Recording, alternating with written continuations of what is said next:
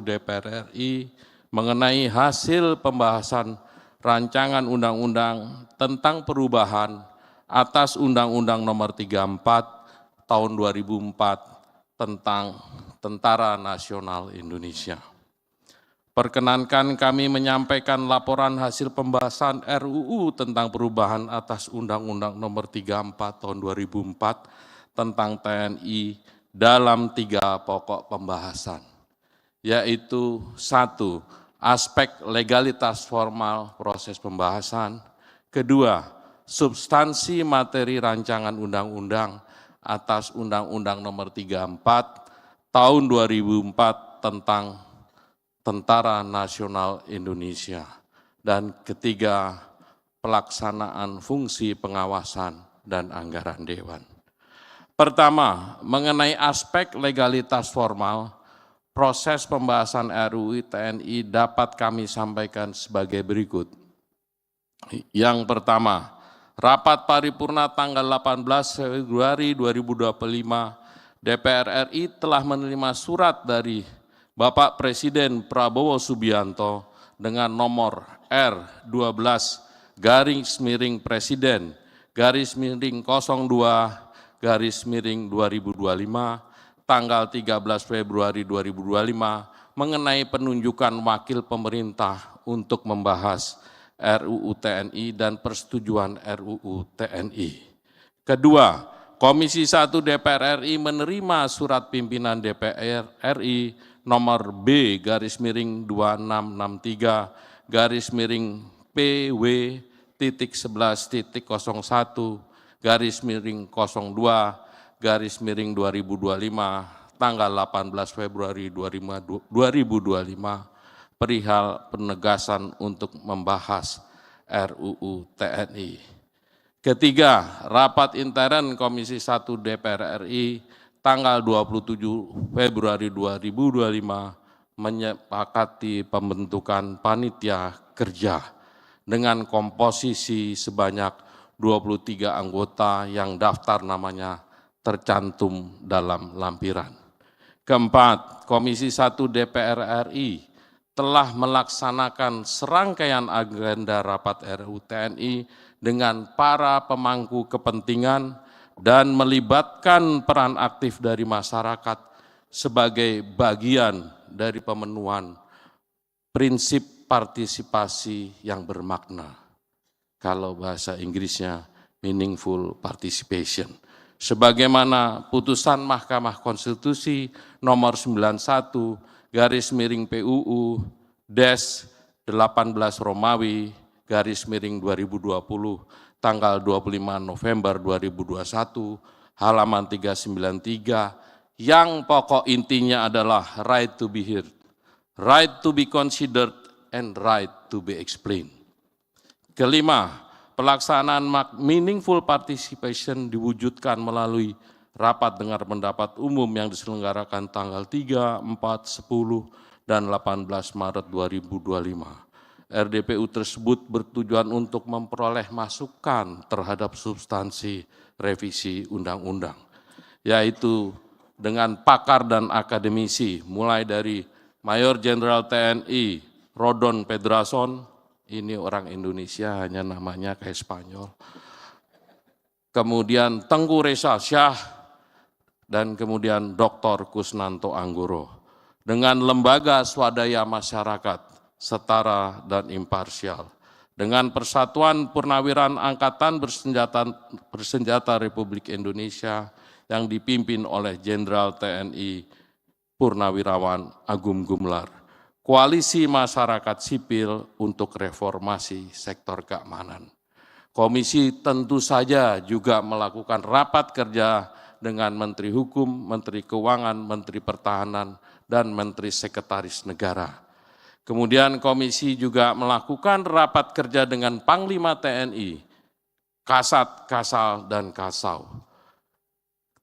Panja RUU TNI, Komisi DPR RI melaksanakan rapat panja dengan pemerintah dari tanggal 14 sampai dengan 18 Maret 2025. Dan yang terakhir, komisi melakukan rapat kerja dalam rangka perundingan tingkat 1 dengan Menteri Hukum, Menteri Keuangan, Menteri Pertahanan, dan Menteri Sekretaris Negara pada tanggal 18 Maret 2025. Pimpinan dan para anggota Dewan serta hadirin yang berbahagia. Selanjutnya kami akan menyampaikan bagian kedua dari laporan ini, yaitu pembahasan mengenai substansi materi RUU ini. Perkenankan kami mengutip pasal 10 Undang-Undang Dasar Negara Republik Indonesia tahun 1945 yang berbunyi, Presiden memegang kekuasaan tertinggi atas angkatan darat, laut, dan udara. Kekuasaan tersebut meliputi aspek-aspek, mohon izin ini masih berbahasa Belanda, nanti terjemahannya bisa kita sampaikan, konsep beleid, rechlensdaad, bestuursdaad, begeersdaad, dan toezichthoudendaad. Berdasarkan hasil pembahasan substansi materi, menyepakati dan menyetujui RUU TNI dengan fokus pada 3 substansi utama, yaitu sebagai berikut. Yang pertama tentu soal kedudukan TNI, kemudian pasal 17 soal operasi militer selain perang. Operasi militer selain perang. Memang operasi militer untuk perang ini makin mudah-mudahan tidak pernah terjadi, supaya kita semua tidak dalam situasi yang sulit. Pasal ini menambah cakupan tugas pokok TNI dalam OMSP dari semula 14 menjadi 16. Penambahan 2 tugas pokok dalam OMSP itu meliputi membantu dalam upaya menanggulangi ancaman pertahanan siber, dan yang kedua membantu dalam melindungi dan menyelamatkan warga negara serta kepentingan nasional di luar negeri.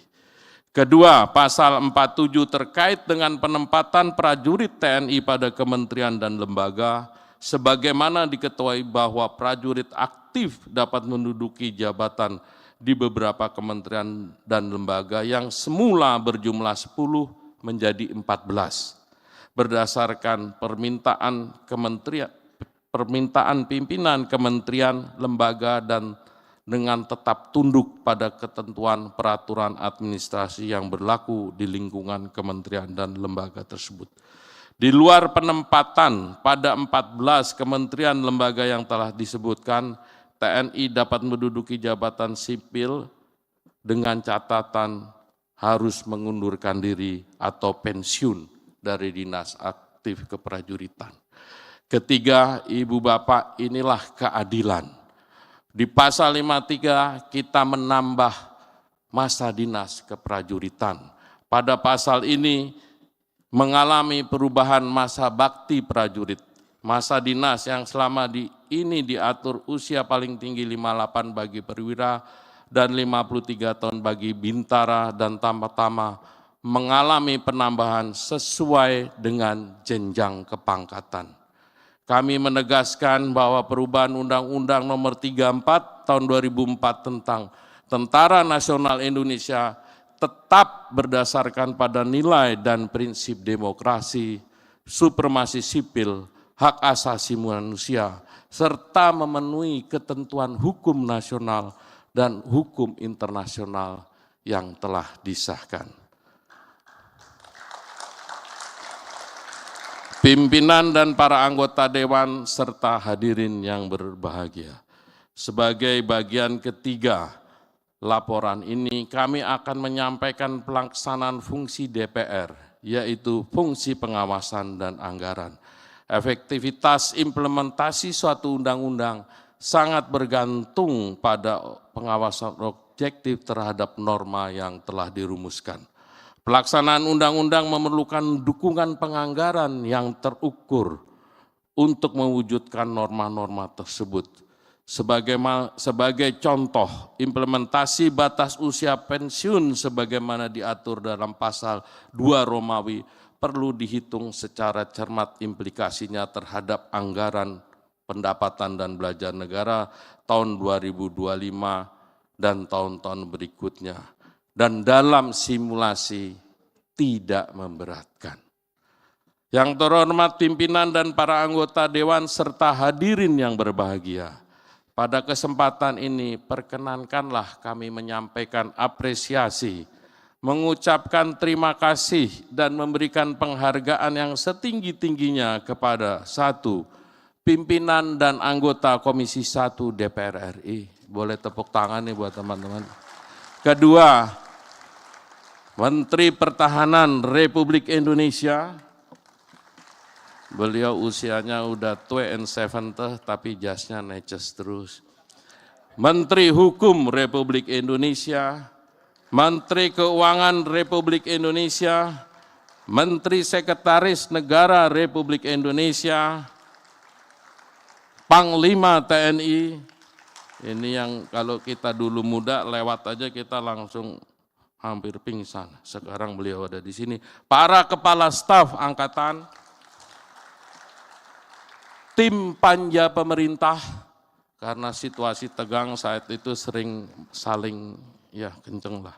Staf Sekretariat Komisi 1 DPR RI, perancang undang-undang dan analis legislasi dari Badan Keahlian DPR RI, para tenaga ahli Komisi 1 DPR RI, perisalah, dan yang terakhir, terima kasih kami sampaikan kepada LSM, Ormas, para pakar, akademisi, jurnalis, dan seluruh elemen masyarakat yang tidak dapat kami sebut satu persatu yang telah memberikan masukan substansial dalam pembahasan RUU ini dan yang telah memberikan dukungan terhadap penyelesaian pembahasan RUU TNI. Yang terhormat Ibu Ketua, pimpinan, dan para anggota Dewan serta hadirin yang berbahagia.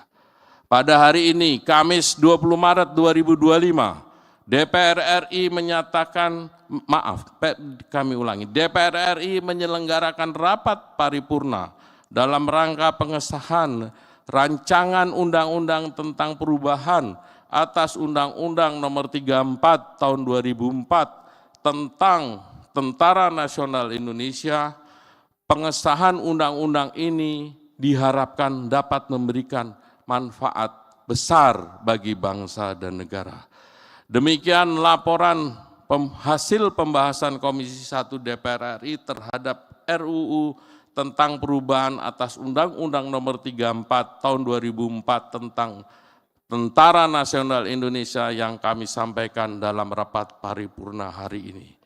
Kami berharap dan mohon seluruh anggota untuk ikut membantu dalam pengambilan keputusan di tingkat 2 untuk menyetujui perubahan atas Undang-Undang Nomor 34 Tahun 2004 tentang Tentara Nasional Indonesia menjadi undang-undang. Kami menyampaikan terima kasih sekali lagi. Semoga niat baik kita diijabah oleh Gusti Allah dan kerja-kerja kita bagian dari ibadah kita. Billahi taufik wal hidayah. Wassalamualaikum warahmatullahi wabarakatuh. Terimalah salam kebangsaan kita. Merdeka! Sebelum kami serahkan doa dari saya, mudah-mudahan bismillah puasa kita berkah dan nanti undang-undang ini disetujui dan nanti malam tim nasional kita menang. Terima kasih.